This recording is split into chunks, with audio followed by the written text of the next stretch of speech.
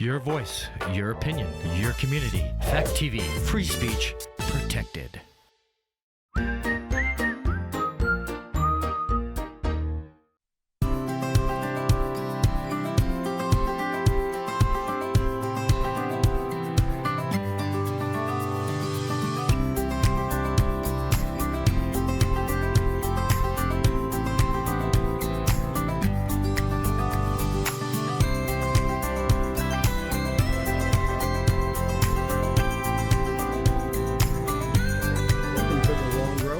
Host Chris Roberts, and as we said before, that we're going to try to get into a couple of things that would probably irritate some people that would things that people wouldn't agree with, but that's what public access TV is about. We're here to provide information. We're not here to make a profit or stay in business in a way that other media outlets like. So the first thing we're going to talk about is politics. And politics, not in a way of saying anti-Bush or anti-Trump, anti-Biden, or whatever. I'm just going to talk about politics in the whole. I spent 12 years up in the New Hampshire State House. I was a committee chair for 2. I ran for the New Hampshire Senate from District 10, and I got my butt handed to me in the primary. I had ran for mayor of the city of Keene, and I lost by about a little bit more than 200 votes to a sitting incumbent. And so I have a kind of an insight to how politics works. And politics, when I first got into politics, I thought it was like the old Jimmy Stewart movie, Mr. Smith Goes to Washington, where you could have ideas and you figure how you want to help out people. Well, Mr. Smith Goes to Washington. Mr. Smith was totally naive. His heart was in a good place. But as he later found out in the movie, he was sent to Washington to make money for a few people. And Mr. Smith had the moral courage not to do it, but to stand up for the people.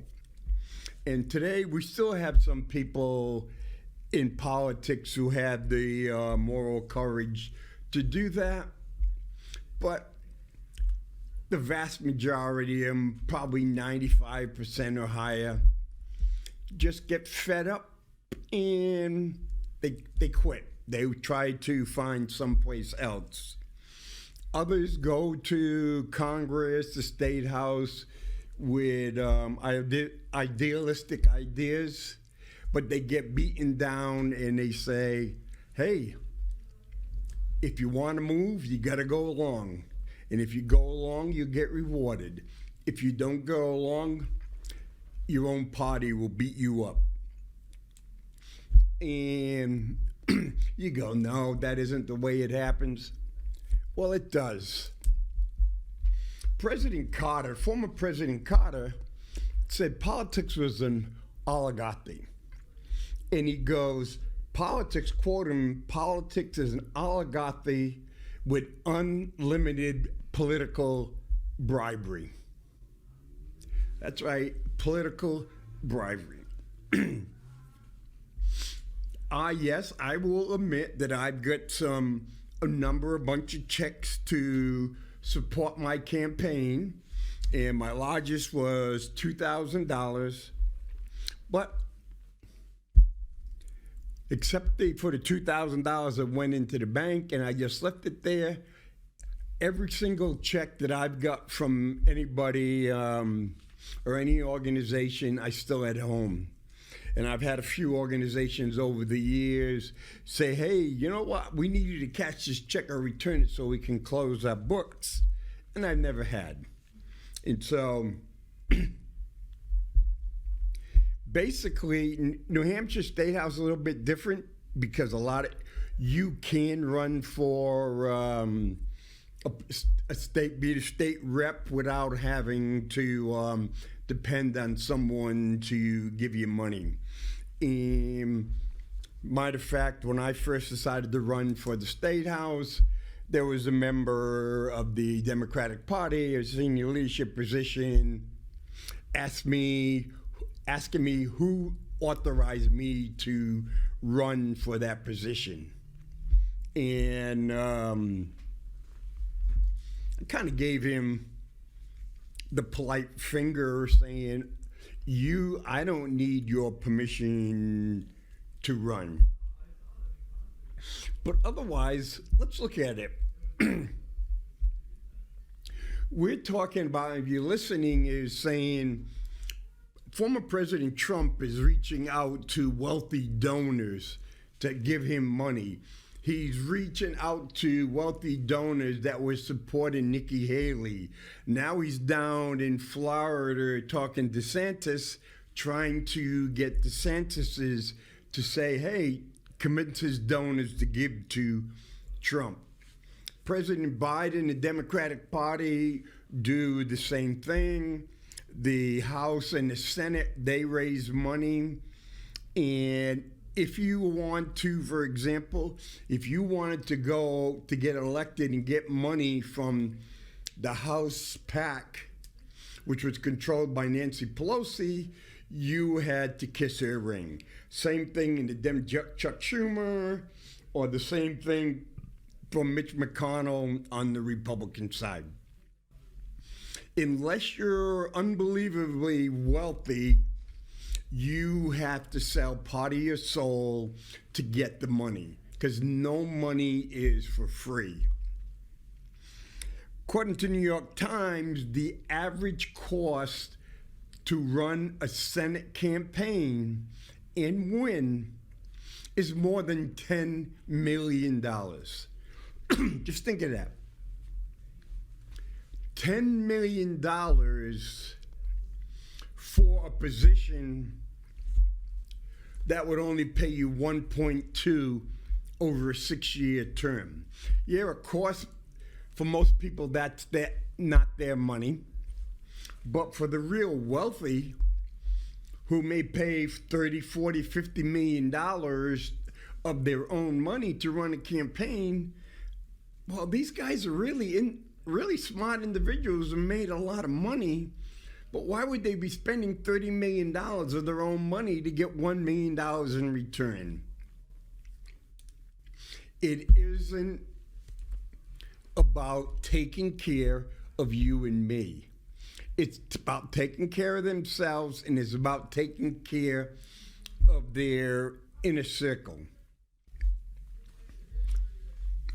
Former President Donald Trump and Hillary Clinton, between them on the 2016 election, they spent over $1 billion.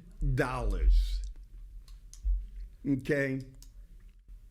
$1 billion was spent for President Trump to narrowly beat Senator Clinton.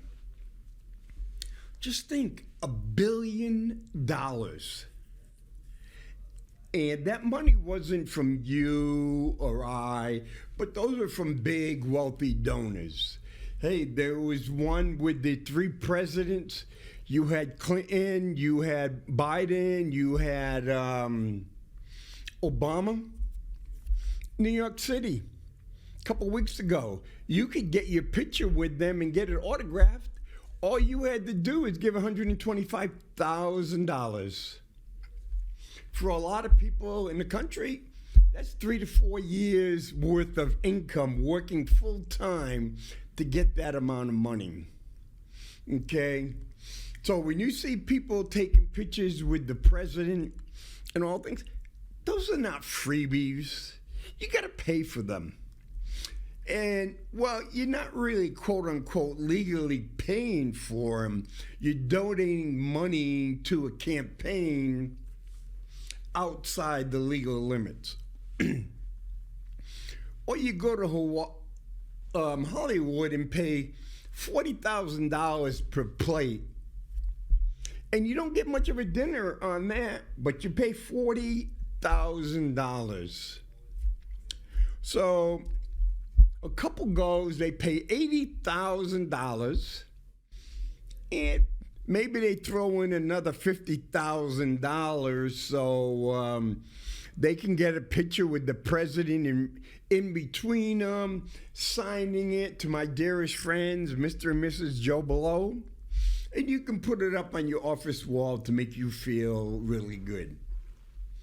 So just think. So between that would be $130,000. You know how many starving kids in the United States could be fed on $130,000 on a dinner that you could probably get at Lucas for maybe a couple $100? No, that's where the money comes from. And so, plain and simple, and then, I'm a venture capitalist or I'm a mega donor. I go to the newspaper, say New York Times, and say, I don't like how you've been writing about my candidate, so I'm going to pull all my advertising. What's the newspaper's number one priority? It's not to tell the truth. It's not to give both sides of the story. Its number one priority is to stay in business. It will do whatever it has to do to stay in business. So if I'm a big campaign donor and I spend millions of dollars on your and ads and stuff, and I decide I'm pulling out, the slant of the stories will change. I don't care if it's Fox News. I don't care if it's CNN, MSNBC, public radio. Their number one priority is to survive. The number two priority is me, if I'm the director, the president, the head editor, is make sure I get my paycheck every 2 weeks. Then we'll worry about the quality or the slant of the news.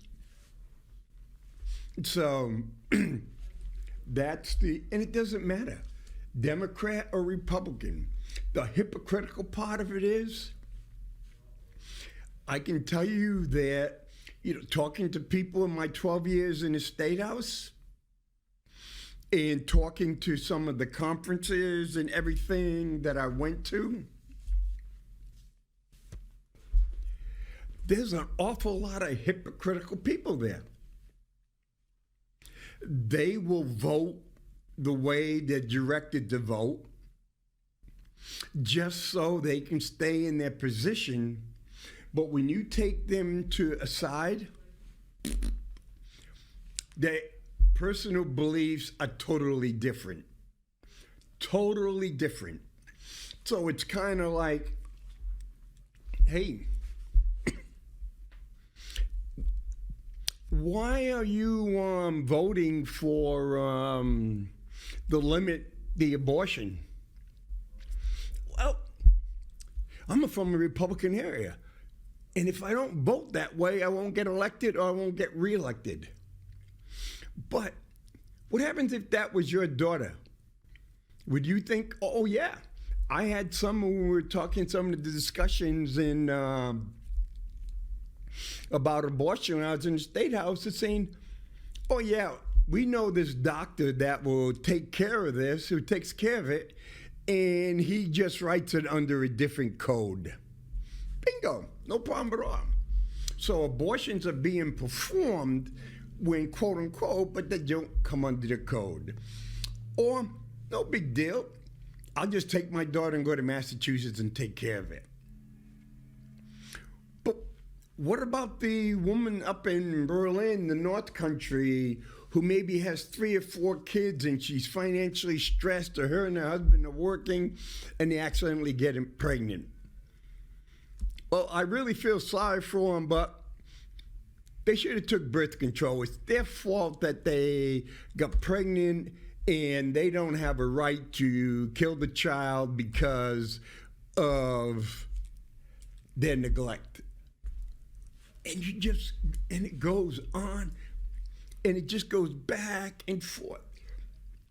Or you go, hey, I don't want to pay, why do I have to pay the federal government this? Why do I have to pay 1.3% on Medicare money?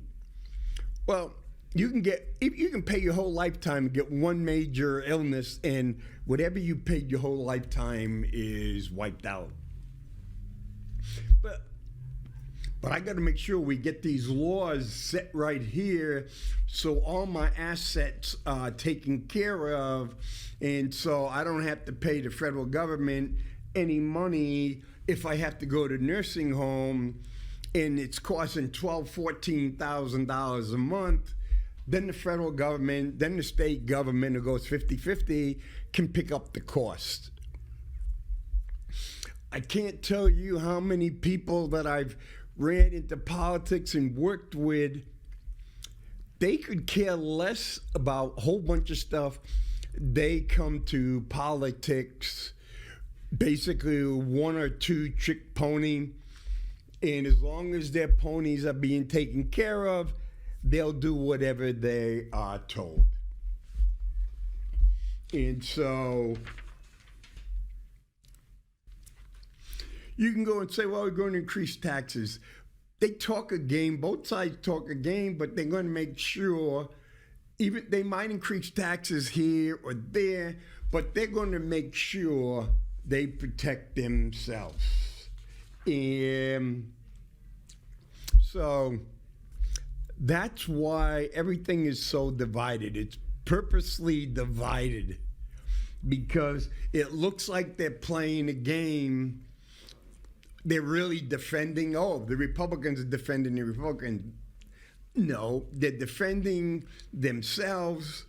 And look at the members of Congress, what their assets were when they went into Congress and what their assets were when they left Congress. You go, no, it doesn't work. Well,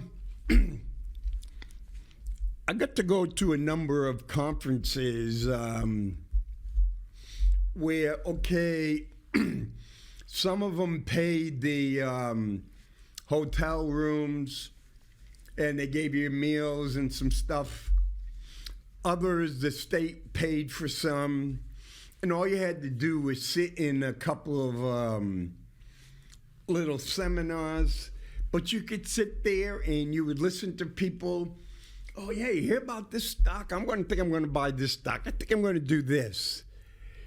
And so much insider information is given that the average American person would not even come close to getting it, even if they had a good stockbroker.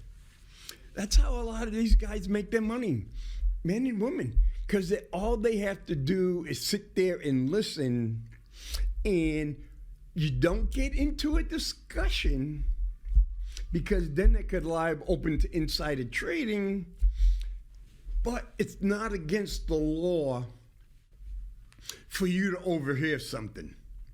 So, so these two lobbyists are talking to each other, and you just happen to be sitting next to them, and you're overhearing stuff. Bingo. That's how a lot of people in Congress and the Senate get wealthy. I even had the chance once to go down to Washington, D.C. on famous K Street. I went with them and onto K Street, and that's where all the lobbyists hang out. So they said, hey, come on. Come to this cigar shop. So we went into the cigar shop, and there was some thinly dressed young women. They were walking around the place with cigar boxes. And they would open a cigar box, and you would get your pick. Then they would go and say, hey, someone come, you need a drink? You need a drink? And you didn't have to pay anything. I was in that place with the Speaker of the New Hampshire House. These weren't cheap cigars. They were really expensive cigars, and they weren't cheap drinks. And there I was all I could do was listen and observe. I don't smoke, I don't drink. So it was easy. I couldn't be bought off by a $125 cigar or a $20, $25 drink. And there was no limits, because they would say, hey, no problem, we'll just call you an Uber after it was over. That's how politics is played. Politics is dirty, and for politics, it isn't about you and me. All they worry about is our vote, and hopefully that we will give them some money. Okay? So do not be in awe of any politician. Do not trust any politician because he or she says, I'm a person of integrity, I got great leadership ability, I got this and this. Well, one thing that I learned in the Marine Corps, if you have to tell someone you got integrity, you don't have it. If you could tell someone you got leadership abilities, you don't have it. Because really, as my bosses are saying, are you trying to convince someone else, or are you trying to convince yourself? Or maybe you're trying to do both. Okay? If you have to depend on someone with your life, you don't want to tell them, I'm knowledgeable, I have integrity, and I have great leadership. It has to ooze out of you. It has to have that feeling, that sense, the person saying, yes, this is the person I want to follow. This is the person I want to trust with my future. And so now, and I would say, go back and look at your congressmen, your senators and stuff, your presidents, Democrat, Republican. Look back for the 20 or 30 years and saying, this is what they promised, and ask yourself, how have they really improved your life, your quality of life? If you take the time, you'll probably realize they really haven't improved your quality of life. And what I have one right here. It said, the recent one, 1/3 of all wealth, not earnings, forget about earnings, it's wealth. There's football players who make $10 million a year, but that's income, but they retire broke, or they're broke in a couple of years because they don't have any wealth. The guy from Amazon, the guy from Microsoft, the guy from Tesla, they don't get paid a lot of money, but they have wealth. Their wealth is in the stock. And so, of all the wealth in the country, 1/3 of all that wealth is owned by 1% of the people. So, excuse me, in the last 30 plus years, basically 80% of the American people, when you use constant 1973 dollars, have far less wealth than they did when their parents were graduating from high school and college back in the 70s. You may have greater income because of inflation and everything. You may, quote unquote, have greater wealth in 2024 dollars, but you don't have greater wealth than your parents did when they were, like I said, graduating from high school and college in the 70s.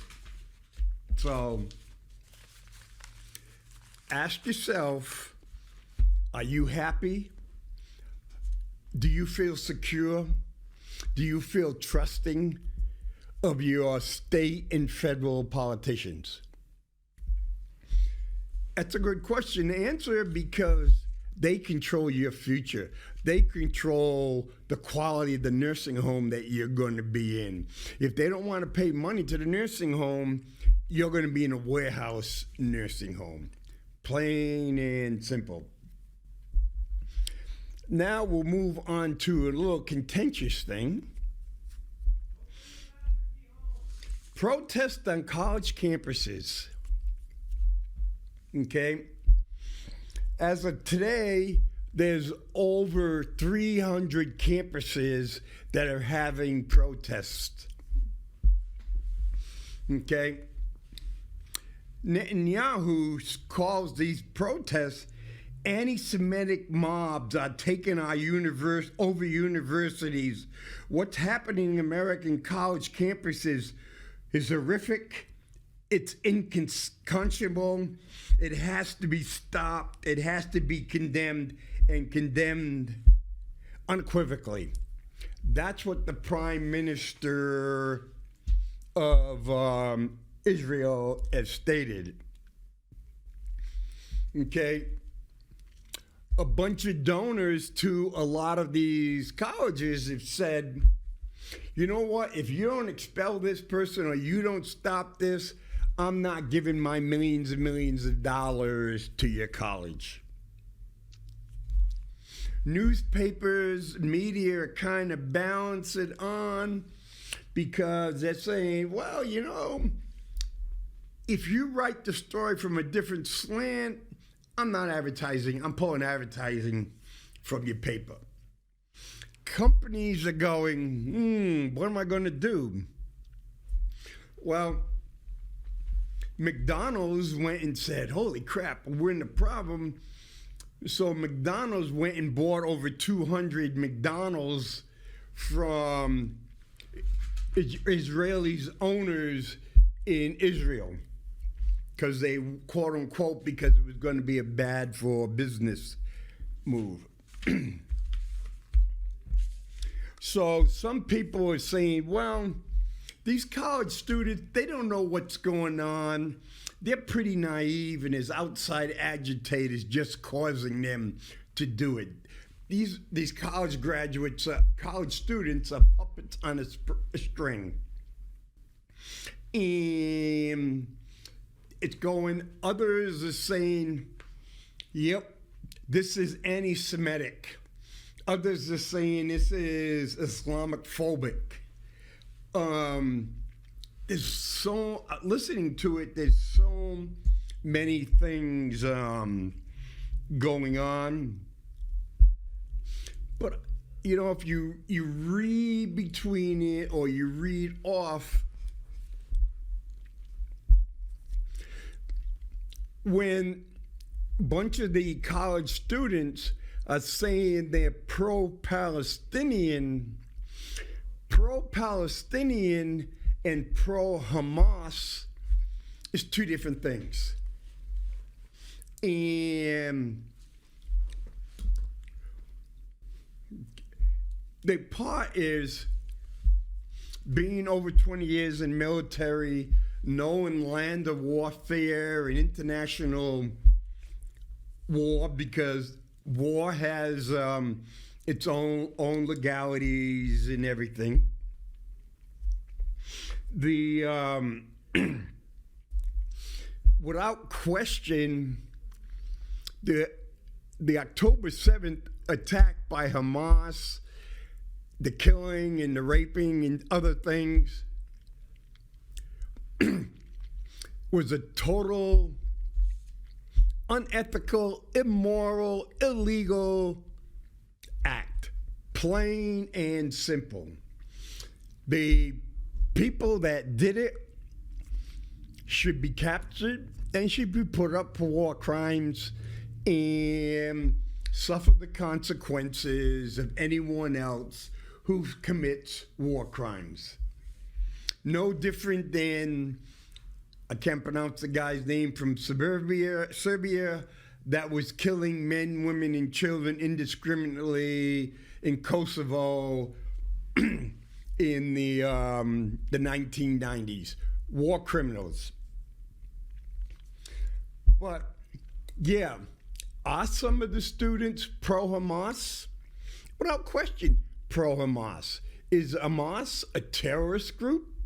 Yes, without question, Hamas is a terrorist group. But also, okay, when you go and talk to some of the other ones, what they're saying is they're not talking about Hamas, they're talking about a ceasefire. They are upset, like a lot of people are upset, because so far, right now, roughly, there's been about 35,000, depending on whatever number you use. But over 20,000 of the people that have been killed by Israelis and by Hamas, people that have been caught in the crossfire, are women and children. Young children, babies, pregnant women. That is what a number of the students are protesting against. They want a ceasefire, and they want Israel to sit down and let's work this thing out. They want their schools to diverse from companies that support support and provide weapons and make money by providing services and equipment and material to Israelis military. But that's the big thing too, is they want a ceasefire and they want it to diverse. And they go, well, most people don't remember. We had a bunch of student protests like this a few decades ago, telling these universities, telling these corporations to divest in anything that was making them a profit or supporting the South African government and its apartheid system. Okay, so this isn't the first time something like this has happened. This isn't the first time the police and stuff are going in. Let's look at some of the other student protests. Civil rights. Our Jonathan Daniels was one of the persons that was killed. Got killed protecting a little black girl. The 60s and 70s anti-war protests. 4 kids getting killed in Kent State. And so United States has a pretty big history. Civil rights, anti-war, anti-apartheid, and now going for a ceasefire. And every single time the dominant power instructor fought back with police and sometimes National Guard. And what we're having right now is a call for the president to put National Guard members on these campuses. And if you look through history, every single time it ended up being a transition in leadership in this country. And so we had, there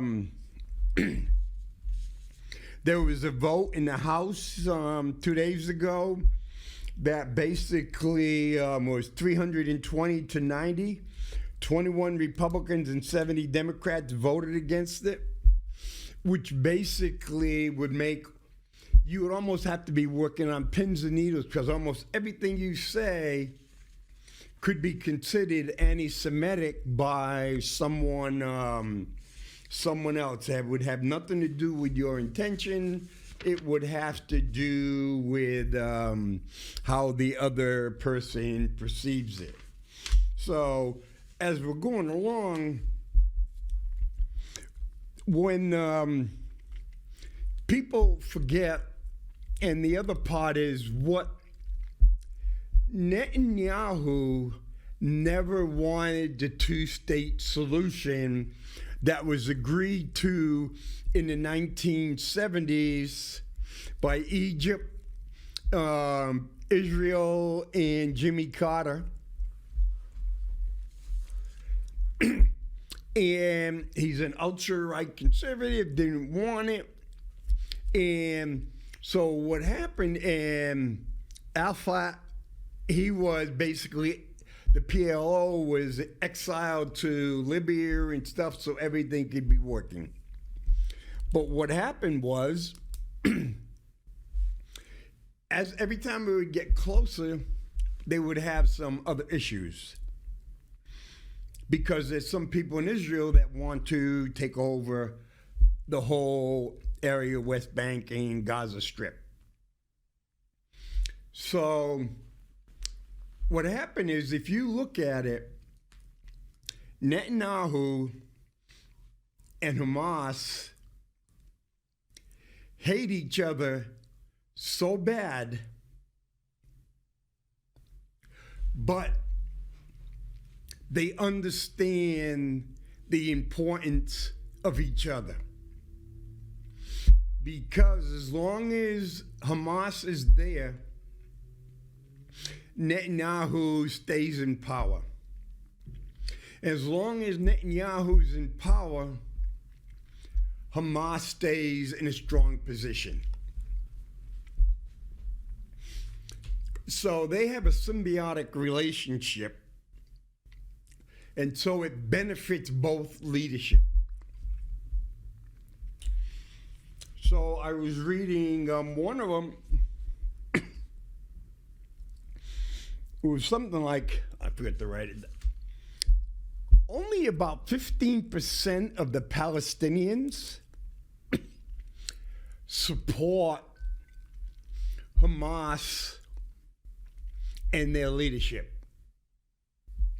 But it was something like 80+% support Hamas attacking Israel.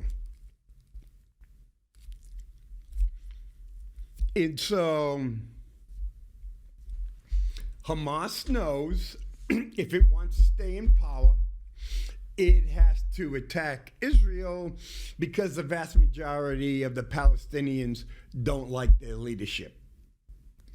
Netanyahu, with a lot of his personal problems and bribery, possibly trying to change the Israeli Supreme Court so he could not be tried for some of the conditions he's been indicted on, understands as long as Hamas attacks Israel or looks like it's going to attack Israel, he gets to stay in power because he's the strong man who is going to defend Israel. And so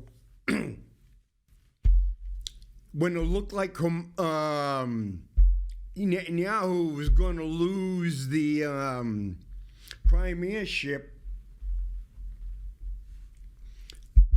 Hamas started firing rockets and stuff And then it was then Netanyahu said the other group, the centrists, they weren't going to defend Israel and all that kind of stuff. So it worked. So right now, Hamas is on one side, where it looks like its leader is still in the comfort of, I think it's Qatar or Qatar, I can't pronounce, I'm not sure which one. One of them, he's living it nice and good because he's in a leadership position. He's failing to show leadership by leading his forces or whatever in the battle zone. He's going, hey, buddy, die, die, die. Who cares if Israel kills all of you? Because we're creating more people that are going to hate Israel, and I'm living in the lap of luxury. He's no leader. As far as I'm concerned, he's a coward. He's using people, and he could care less of the 20+ thousand men and women that are that have been killed. He could care less of the tens of thousands that lives are going to be destroyed by malnutrition, will die of starvation, will die of disease and everything. And he'll come across, please, please, please help me. Look what the Israelis done. Okay. Basically, this has really come down to two guys who are doing their best to cling on to power. And there's a lot of innocent people on both sides suffering the consequences. And so this isn't being anti-Semitic. This isn't doing this. This is about people. This is about men and women and children, elderly, non-combatants that are getting killed on both sides because of two men's so grip, they're afraid to let their fingers slip off the control or the lever of power. Plain and simple. You know, the kids on campus are yelling pro-Hamas, pro-Hamas. There's no doubt in my mind. They're either misguided or, yes, they are plants. There is a difference between being pro-Hamas and pro-Palestinian. Yes, it's like that diagram in math class, two big circles, and where they overlap that little piece. Yes, some Palestinians are pro-Hamas. They join Hamas, they get the benefits of being in Hamas. But just because you have a group, it would be like, let's look at the American Civil War. When you look at the people that owned slaves down south, okay, that was a small group.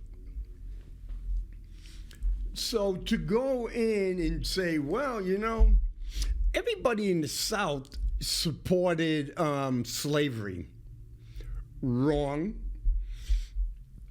Everybody in the South supported going to war over slavery. Everybody in the South supported war over states' rights.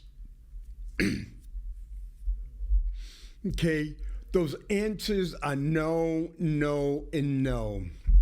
Not every Palestinian, we can't blanket label this. Okay? We can't. The Americans suffered a bad price.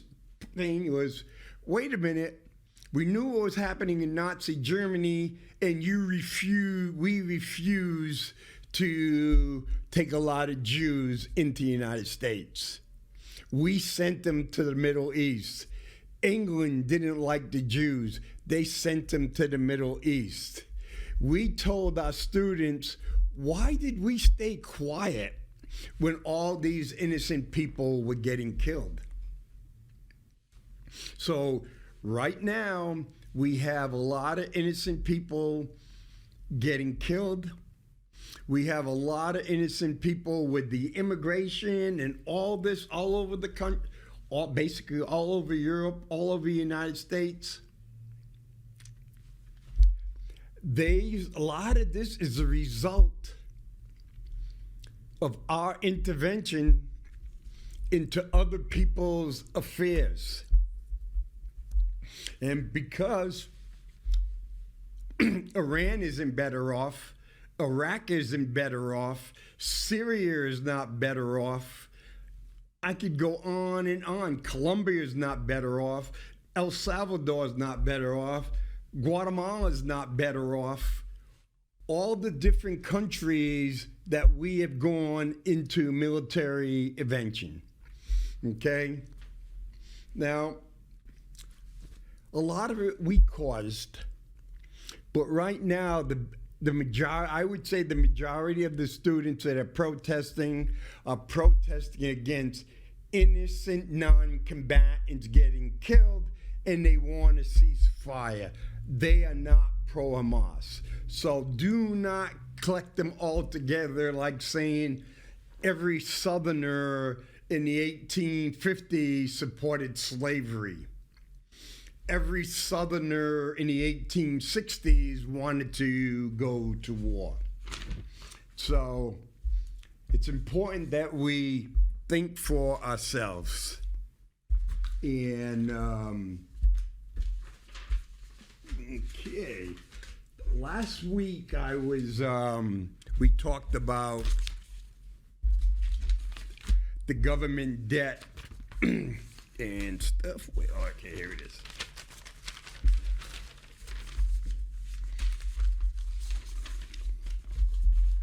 And we were talking about who's going to pay for our debt. I read an article that said that the Secretary of Treasury, Janet Yellen, asked China to buy $400 billion worth of our debt. And China gave her a finger. China saying, not our problem, not our problem. And it's like, oh man, what are we going to do? Okay, this hasn't been updated. I don't have all of last year's. But this was basically $3 trillion at the end of 2022, when the debt was 31.3. Today it's 34.7. But when we go and say, hey, debt doesn't really hurting us, 12 trillion of the American debt, the bonds and everything, is owned by mutual fund, pension funds, banks, and insurance companies. What happens if your insurance company makes the wrong bet and goes under? Oh yeah, what happens if the thing goes down and the New Hampshire retirement system goes, oh, and by law we got to make up. So they say, well, instead of paying 7% of towards it, we'll say, oh yeah, people who work on teachers, you have to come up with 10% instead of 7%, and taxpayers, you have to come up with 10% to 7% to keep it solvable. Oh, your mutual funds, you plan on retiring your mutual funds, but oh, your mutual fund just took a 2008 or a pandemic hit. Sorry about your retirement. $6 trillion is owned by the Federal Reserve. So the Federal Reserve bought all this money up. Now, the Federal Reserve bought that at, say, 0.25%. And the banks that make up the Federal Reserve is, why do we want to hold this at 0.25%? Well, we could sell, get rid of all this and buy it back and get 5%. 7%, $7 trillion is owed to U.S. agencies and trusts. Social Security Trust Fund, the Military Retirement Fund, and the Medicare Fund. So what Uncle Sam is doing is, holy crap. So if we can't get people to buy our money, we will then take this money that we owe and give an IOU to Social Security, to military retirement and Medicare, and then, so they'll get their 5%. But it has to keep going on and on. $7 trillion has been by foreign holders, which is 50% owned by foreign official accounts, central banks, and 50% by foreign investors. So you go in, which means 80% of the U.S. debt right now is owned by Americans. Only 20% of our debt has been purchased by foreigners. And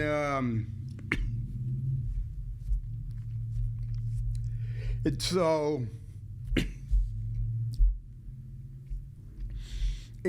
going down. For example, remember end of last year, a bunch of banks closed. Banks raised their bond holdings from $1 trillion in 2008 to $5 trillion in 2002. Okay, then it was a combination of the savings and loans, where the savings and loans gave all these 30-year mortgages back then at 3%. Say, hey, no big deal. Or gave the mortgages, okay, say, oh, we're going to give the mortgages at 6% and we're going to give you 5% on your savings account. So the banks knew they would be getting 5% paying out for that 5, and then they could turn around and sell it at 6% mortgages. Well, what happened was the interest rate went up to 12%, a CD went up 12%. So hundreds of banks failed because they lost all kinds of money. Well, as interest rates rose, unrealized losses reached $620 billion in the fourth quarter of 2022, and basically whatever capital, and it ate into a lot of the bank's capital. Well, for example, Silicon Valley Bank, the 16th largest bank in the United States, it had so much losses it no longer had any capital. And so, to give you a couple of examples, the Bank of Japan isn't buying any money. The Bank of Japan, since June 2021, Japan and Chinese central banks, the government banks, have sold off $564 billion of U.S. treasuries. $500 billion. If you read, China is buying gold. China used to be 1.2 trillion. It's down about 800 billion, and it's just buying gold. When it keeps, and gold, the price is going up, but It buys gold. It does not have to worry about the United States controlling it. Other banks are going and saying, nope, other are refusing to buy it because they saw what the United States did to Russia and some of the other countries. And give you real quick, except Japan is 1.1, China is less than 800 billion. United Kingdom is 750 billion. Luxembourg is almost 400 billion. It's a nice tax haven. Canada 340, Ireland 320, another tax haven.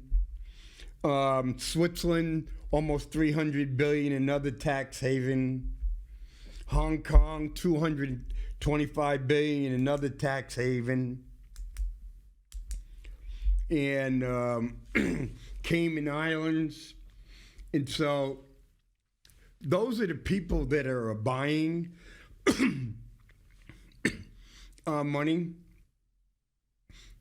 And look at this, for example, way down on the list of major ones. Saudi Arabia only has $127 billion in United States Treasury. Germany only has $100 million in United States Treasury. And so no one wants to buy our money. And if no one wants to buy our money, the only place that can buy our money is the Federal Reserve. And if the Federal Reserve keeps going up, interest rates can't go down. And as the cost of stuff goes up, that's inflation. The food is getting more and more expensive. The prices are going up, the sizes are going down, the quality of the food inside is going down. I bought some Eggos the other day, and they were smaller and some of the most bland ones. I told my wife to get rid of them. We fed them to the birds.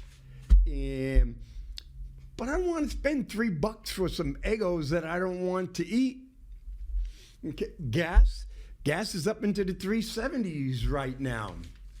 And so food, inflation, and rent, those are food, gas, and rent. And just think, air conditioning season hasn't even started yet. And so I figured I just want to give you people some enlightening news today. So that's all I have for this week, so I can see what I can dig up for next week. Goodbye.